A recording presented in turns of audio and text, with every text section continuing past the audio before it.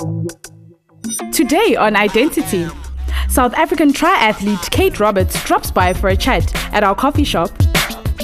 Thabiso Siswana, a modern traditional healer, grants us access to her world. In the review segment, we have a daily yoga app and a religious website to check out. Then we end the show with the uplifting tunes of Proverb featuring the soulful Kabomo. I am an individual with an imagination. My inner faith illuminates innovations.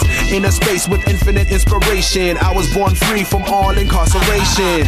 Incredible, living infallibly, intelligent, outshine with my inner being. This is me, impeccable as ever been. I am you, you are me. This is my identity. Molweni apha emakhaya sanamkela kwinkqubo yethu namhlanje eshushu i-Identity khonapha ku-SABC 1 Mzansians igama lami ndinguviwe Gcwala ndithatha intambo kuyena mntu obemhle kakhulu Mpumi Mbethe. Our guest for today achieved her dream when she competed at the Beijing Olympic Games. Kwaye uhleli nami kwi-coffee shop yethu namhlanje eza kusixelela ngohambo lwakhe ngokumela uMzantsi Afrika kwindebe yehlabathi kukhuphiswano lwemidlalo nokuba ukholo lwakhe uluvuselela kanjani amaphupho kwaye uwagcina kanjani ephilile. Kate Roberts is a South African triathlete who competed in the 2008 and 2012 Summer Olympics. Certainly achievements that we can all be proud of as South African supporters. And it's a lovely pleasure and honor to welcome you to our Identity today, Kate, and our coffee shop segment. Thank you so much for having me. I'm really excited to be here. Kate, tell us, how did you grow up and what actually inspired you to be the person that you are today? I grew up in Bloemfontein in South Africa and I was born and raised there. I grew up in a very close family and my parents raised us to be, with a good value system. Sporting culture in Bloemfontein is very rich. It's a very competitive, sporting culture and I always wanted to represent my country in the Olympics. Especially, I watched the Olympics in 1992 after South Africa was allowed back into the sporting arena after so many years in isolation because of our apartheid policy. And I watched this Olympics and I was just completely inspired by the results of our South African athletes at the time and just so many athletes around the world. And I really wanted to be at an Olympic Games of that statue. And ever since then I really put into place working hard towards that dream. And in the year 2000, triathlon, which is a sport that I competed in, it debuted at the Olympics. So it's quite a new sport to the Olympic program. Yeah. But in 2008 and 2012, I was very fortunate to make the most of the opportunities and represent South Africa at those two Olympic Games. So you flew that flag very high for us. Mm-hmm. Tell me something. You spoke about being from a close-knit family, and I'd imagine that someone in your family or your relatives inspired you. So who actually inspired you to actually compete in the Olympics? I mean, obviously, my parents, instilled good value system in us. They instilled us to always be outside, to always, be involved in sports. My dad was one that never really wanted us to watch television. So he was always, making sure that we're outside and playing about. And, he was a big inspiration in my career. Getting to Olympics, it requires a lot of support system from your family. You cannot do it by yourself. And my parents, especially my dad, in terms of supporting me financially through the early stages of my career, he helped me and he strategized with me to get there because it's a whole campaign that you have to put into place. And and I have a sibling, older sibling Gareth, and a twin sister Tessa, and they were just as supportive of me. In 2005, you completed your degree. So education must be important to you, but why is it so important, especially when it comes to the sporting fraternity? My dad instilled in that education was very important to me, and he said to me, I wanted to get to the Olympics and I wanted to be a professional triathlete, but he said there's going to be a long life after triathlon where you're going to have to go and work and get a job, and you're going to have to make another pathway for yourself. And at the time I didn't quite understand it, but I'm really grateful that I did that, because now I'm in the stages where the triathlon career has come to an end and I'm having to make new waves in my career. And I studied for a BCom, and I studied directly after school, and I got it, and I'm really pleased that I have it. I competed, I did still compete in triathlon at the time, obviously to a lesser extent. But once I finished my degree, I mean, that was when I put everything into place to go to the Olympic Games. I can imagine that growing up with a family like yours, things like faith and spirituality must have been very important. What did you learn out of that? I grew up in a Christian family. My parents are, both Anglican, from Anglican Christian community, and we're very strong Christians. And so I was brought up in that Christian environment. When I left school, I did dabble in, I wasn't sure. I knew that there were a lot of other religions out there, and I wanted to sort of broaden my horizons in that, because, coming from Bloemfontein, you live in a conservative country, community, you realize, you think that's the world, and once you start traveling, you realize there's a whole lot of other things that are coming to place. There's a lot of other religions, but at the end of the day, you come back to the value system that you're raised in, and you realize, there are other religions out there, and there's nothing against them, but this is the value system that I was raised in. This is what I'm used to, and my faith has always been an integral part of my career, and still is today.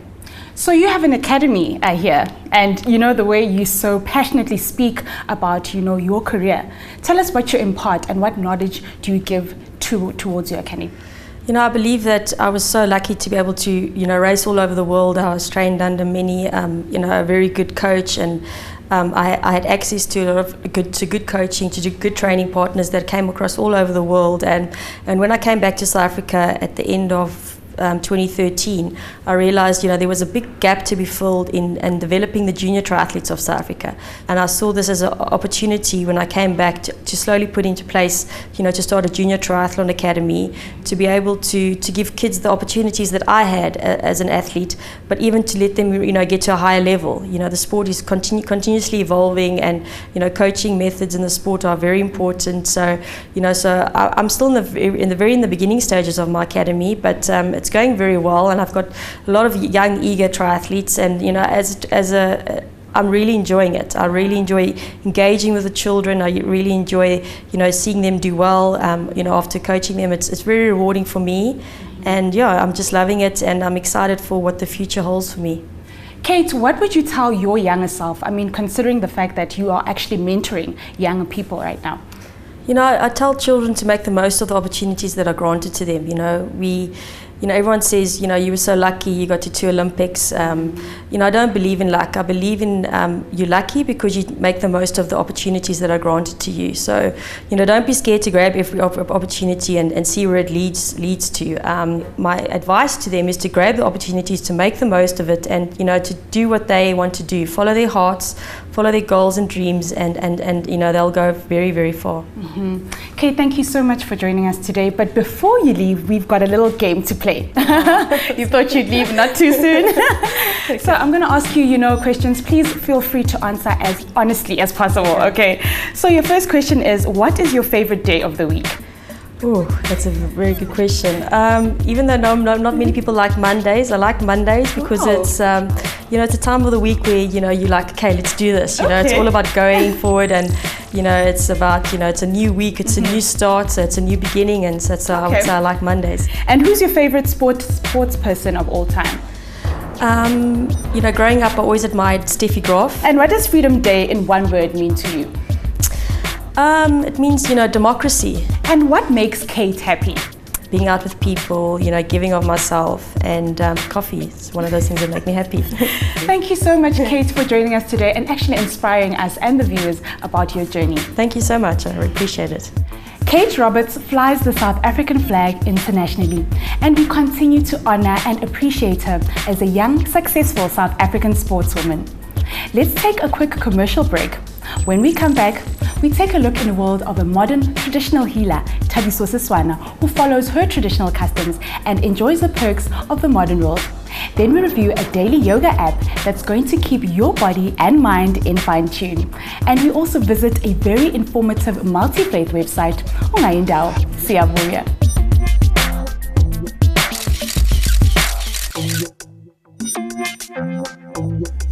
This is my identity.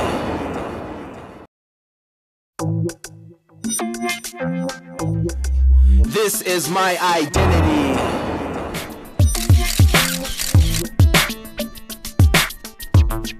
Dinamkele kwakhona kwinkqubo yethu i-Identity usahleli nam uviwe Gqwala.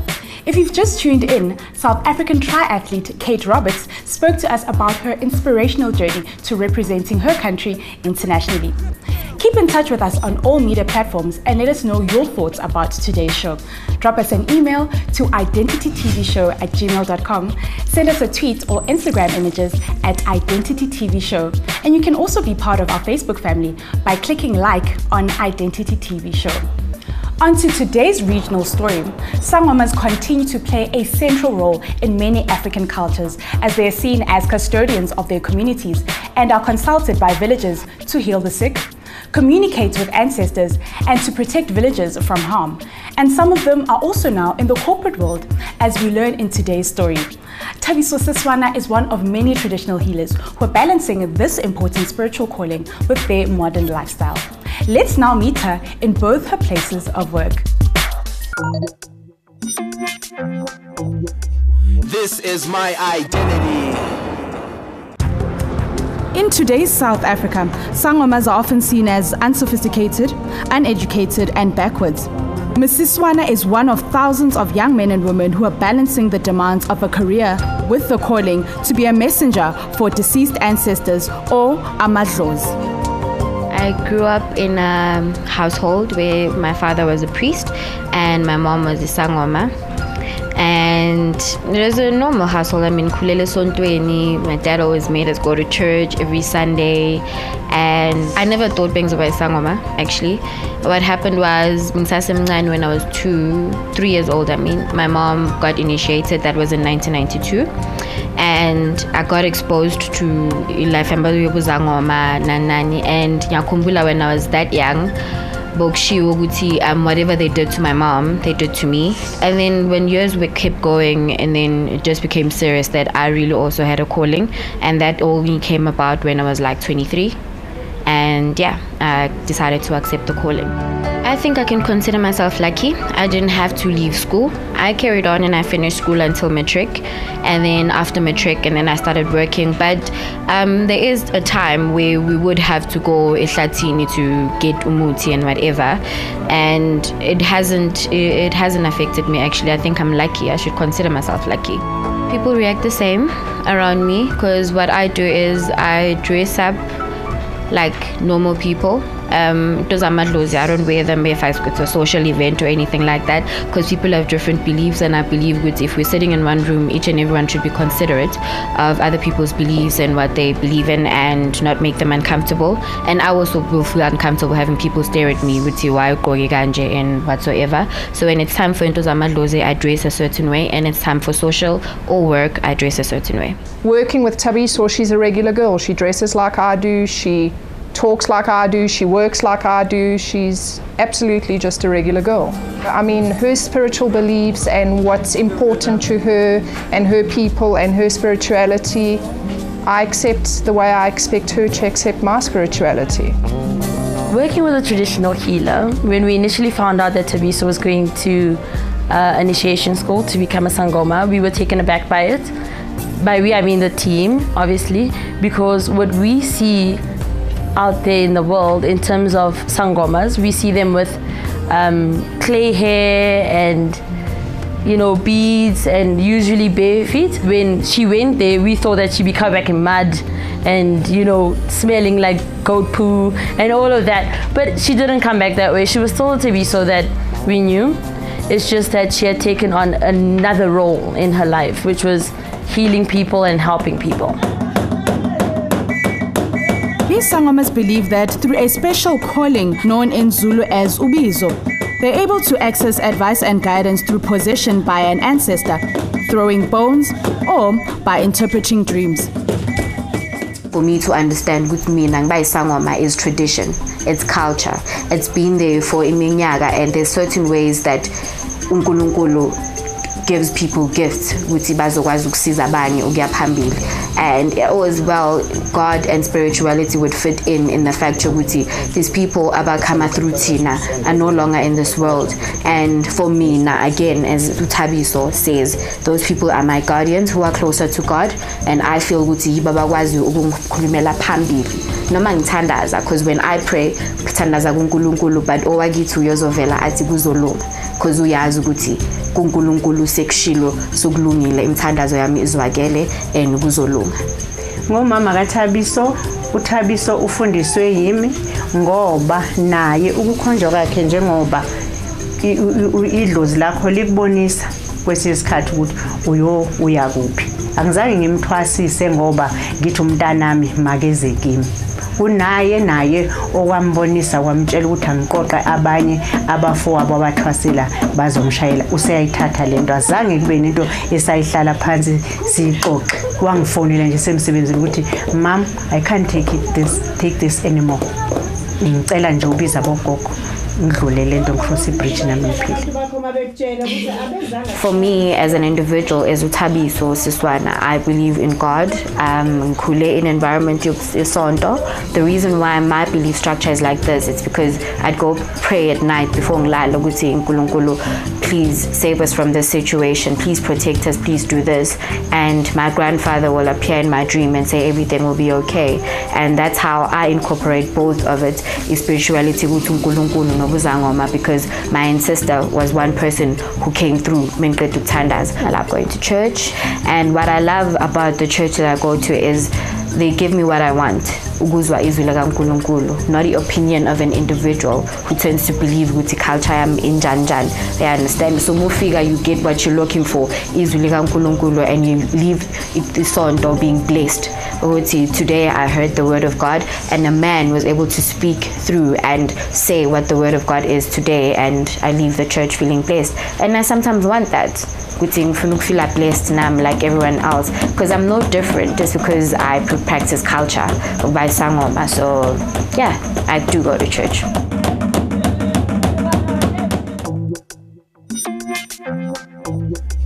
This is my identity. Apha eMzantsi ngokwesintu sethu, izangoma zithenjwe kakhulu ngokuphilisa. Given appropriate skills and means, they are well placed to play a bigger role in combating Africa's major diseases. There is a need for urgent support of traditional healers, not only by government, but also by civil society. And we would like to thank Thabiso for sharing her story with us. Thokoza gogo. Let's go for a break now, and when we come back, we take a look at what the world of apps has in store for us in our What's Happening media segment. Siyabuya kangoku.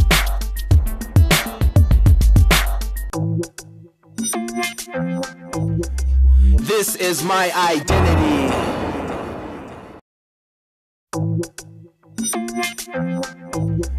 This is my identity.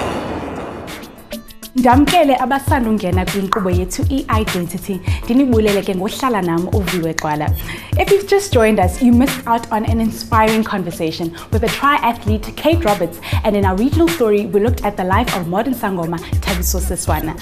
Now it's that time for our media review segment in What's Happening, where we give you information on certain apps, websites, books, and movies worth checking out.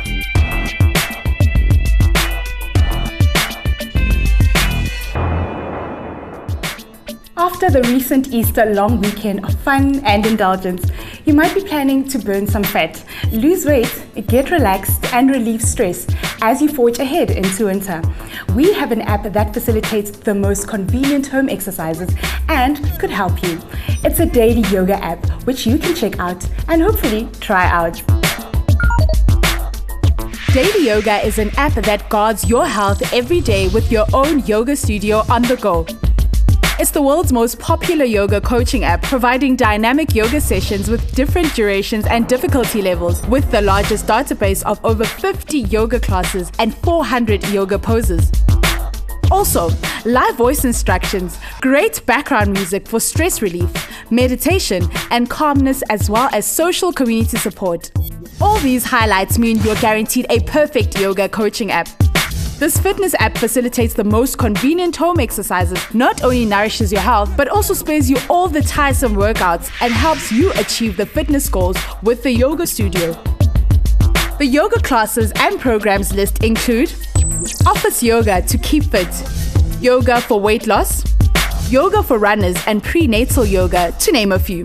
This app provides you with trustworthy content originally designed by certified yoga professionals of 10 years experience with schools from around the world. That's an app certainly worth checking out, especially if you want to keep in tone throughout winter. Our next review is a website that has facts about different religions. In a multicultural and multi-faith society as ours, it's important to understand your neighbor's faith, and this website can certainly help. Religionfacts.com was founded in 2004 to provide objective information about the world's religions. Today it records over 2 million page views every month. On the homepage, you see different options of religions, from major world religions to featured religions, and lastly, other religions. This website has various options to look at. For example, when you select Big Religion Chart, which has a PDF chart to download and acquaint yourself with summarized different belief systems in the world. Next to Big Religion Chart, there's a Buddhism tab, which has all the information about the birth of this religion, and when you scroll down, you'll find options of Buddhism timelines, which has a detailed chronology of important events. This website is encapsulated with knowledge that will grant an overview on various religions. For example, on the Christianity tab, on the left-hand side of the page, there are numerous topics to read through, like comparison charts, fast facts about the religion, and its practices and rituals. On all the other religions like Hinduism, Islam, Jehovah's Witness, and Judaism, you have options to share all the knowledge via Twitter, Facebook, email, and Google+. Check out this website to upscale your knowledge on all different religions in the world. Go to www.religionfacts.com.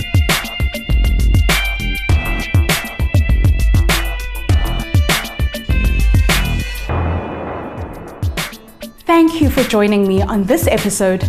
Don't forget to tweet, comment on our Facebook page at identitytvshow, or email us identitytvshow@gmail.com. That's it from me, Viwe Gwala, and the rest of the Identity team, and thank you for allowing us into your homes this morning. We end today's episode with the uplifting tunes of Proverb featuring Kabomu with My Day Will Come. Enjoy, goodbye for now, and God bless.